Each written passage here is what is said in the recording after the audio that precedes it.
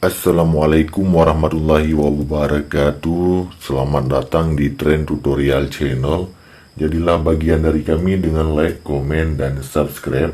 Tutorial pada kali ini masih seputar aplikasi Shopee, yaitu tentang bagaimana cara menghapus riwayat pencarian di Shopee. Langsung saja kita buka aplikasi Shopee.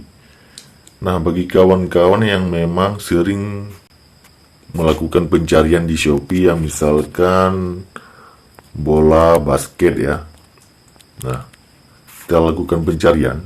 Jadi pencarian ini dia akan tercatat ya di aplikasi Shopee. Nah, bagi kawan-kawan yang ingin menghapus semua riwayat pencarian, caranya cukup mudah ya. Klik saja di yang paling atas. Nah, langsung muncul beberapa pencarian dan bisa klik lihat lainnya ya di yang paling bawah, lihat lainnya.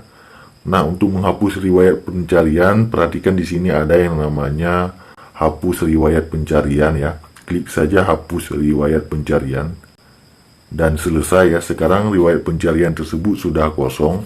Nah, begitulah cara menghapus riwayat pencarian di Shopee. Demikian, sampai jumpa di video kami yang lainnya. Assalamualaikum warahmatullahi wabarakatuh.